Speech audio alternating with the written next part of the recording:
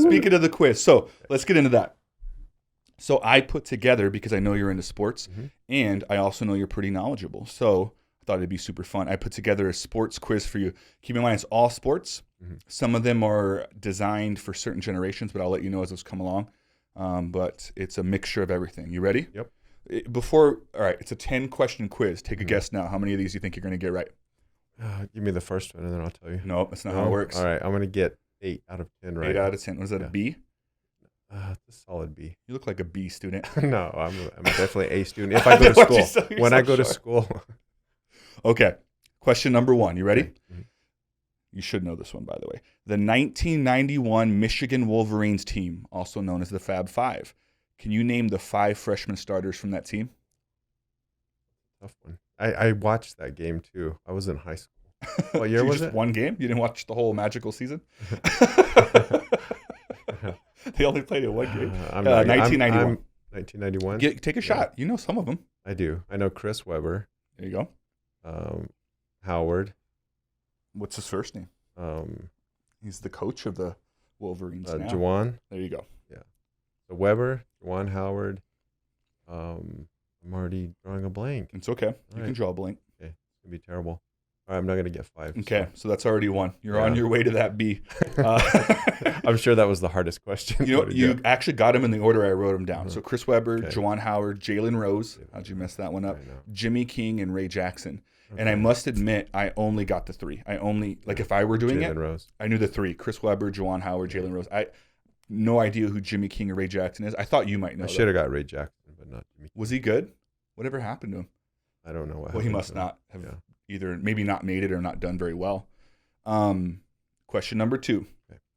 This 15-time All-Star outfielder had the highest batting average of any player who played during the decade of the 90s. Who is he? I'm going to go with Ken Griffey Jr. Ooh, it was not. Oh, Tony Gwynn? Oh, outfielder. You said outfielder. I did say any player, it says outfielder, and I looked it up. He did play outfield. All right. I can get the next 8 in a row. That's true. By the way, his batting average, how would you even say this? .334? Would you just say 34%? 34.5? No, you say all 3 of them. Like you bat 280. So it's 344 because this is for the 90s. You'd say 344. Is 344 still good now? Oh, nobody's going to hit 344. Oh, so that still is like impressive. Yeah. Okay. People don't hit for average as much anymore. No. Just try to hit the long ball. Okay. Well, Tony Gwynn did it in the 90s. Question number 3. Here's your first right one, maybe. Jerry Rice compiled the most receiving yards of any wideout during the 1990s. Who was number 2? These are not easy questions. But take a moment because I know you could. I know. All right. I got to think. So in the 90s. Okay. And you're even trying to hook me up because that should be my. I gave you a few 90s on purpose. Yeah, like go-to decade. Yeah. All right. So Jerry Rice, number 1. In the 90s, who's number 2? And I don't get any hints or anything like the team. You're doing so bad, I might give you a hint. Yeah. What do you? Did I get a lifeline? He was in the NFL, this guy. He was in the NFL. Yeah, that helped. He was drafted. Was he didn't walk on? Was he on the Buffalo Bills? He was not. I'll make it super easy for you to head start you. He was in the Cowboys. He was in the Cowboys in the 90s? Michael Irvin? There you go. Oh, with 10,872 yards. Yeah. It's number 2 during that decade. Okay. All right.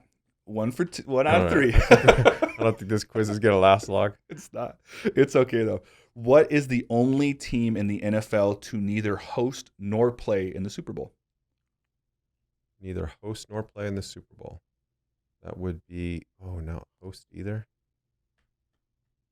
I was going to say Jacksonville. Stone cold, man. I'm sticking with them. Jaguars. That is incorrect. The Cleveland Browns. All right. That should have been an easy one. All right, I failed. You failed. Well, you failed your score that you wanted to get. You can still pass. All right. You're tracking for a C.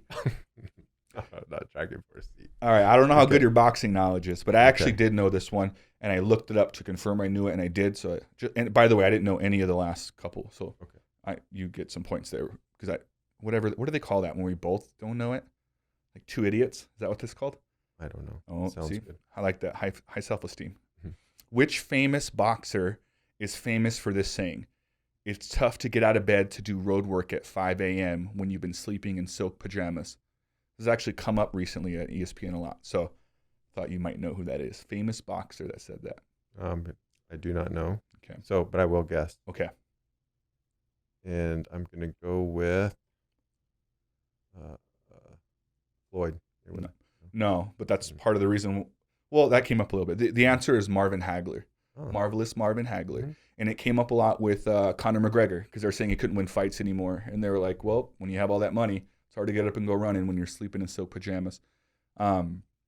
Funny thing I also was reading about Marvin Hagler is Marvelous Marvin Hagler was his name.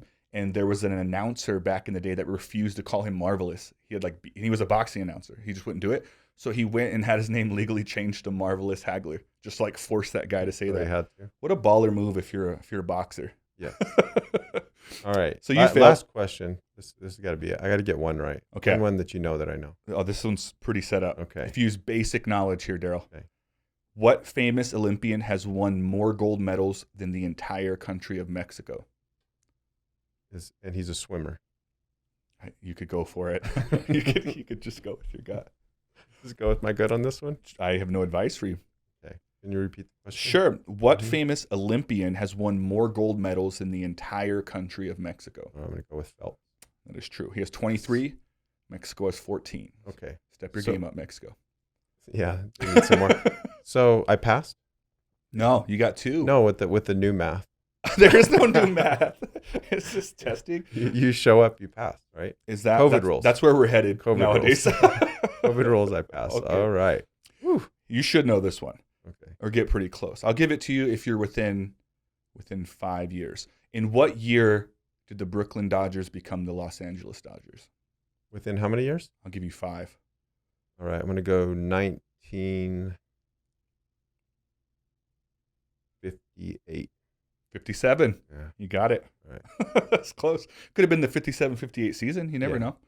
know. Before they were the Dallas Cowboys, what were the previous 2 team names of the Dallas Cowboys? If you can nail one, I'll give you that. Just one of them. Mm-hmm. The Dallas Texans. That's not one of them. That was Houston. And that's not one, but I know where your head's at. You're just overthinking it. Yeah.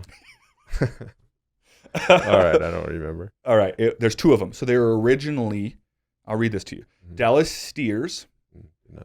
Dallas Rangers, which is probably what you're trying to say. And then 1960, they became the Cowboys to avoid confusion with the baseball team, Dallas Rangers. All right. You officially failed. All So we'll right. get through these last 2 pretty quick. What Okay. was the first baseball player to be traded for himself? I actually read that somewhere, but I don't remember. Give me the answer. Here's the answer, and it's kind of funny. Former MLB catcher Harry Cheedy was the first player to ever be traded for himself. Cheedy was originally traded from the Cleveland Indians to the New York Mets for a player to be named later. After 15 terrible games with the Mets, Cheedy became that player and was shipped back to Cleveland. All right, that was a good story. That was worth this whole crappy quiz that I did terrible It's on. not crap. No, for me. Oh, But that was worth it right there. okay. That's Well, some knowledge. Here's the final one. Okay. And it's kind of funny too. And I threw these in there on purpose. What NBA team famously, pay attention really closely. What NBA team, because this happened. When I first read it, I'm like, that didn't happen. I had to fact check it. Famous NBA team. What NBA team famously drafted a 49-year-old pharmacist with the final pick in the 1983 NBA draft? Does that even remotely ring a bell? Yeah, I'm going to go with the Atlanta Hawks. No. With the final pick of the 1983 NBA draft, Philadelphia 76ers owner Harold Katz took a 49-year-old Norman Horvitz out of the Philadelphia College of Pharmacy. There are different rumors about the connection between Katz and Horvitz, but they are commonly believed to be poker buddies. Oh, okay. Can you imagine being that rich? And plus, back then, you have to assume that no one watches the final round of the NBA draft now. You got to assume you just took him with the last pick. Yeah. How many rounds were the draft back then? Probably just 2. Yeah. Maybe he was a mob boss. Guys, this is Bobby, and Bobby here has a debilitating disease known only as cotton insides. And for one subscribe, for going down below and hitting that subscribe button, you can give Bobby here his first real heart. Do you have a real heart? Well, then hit subscribe.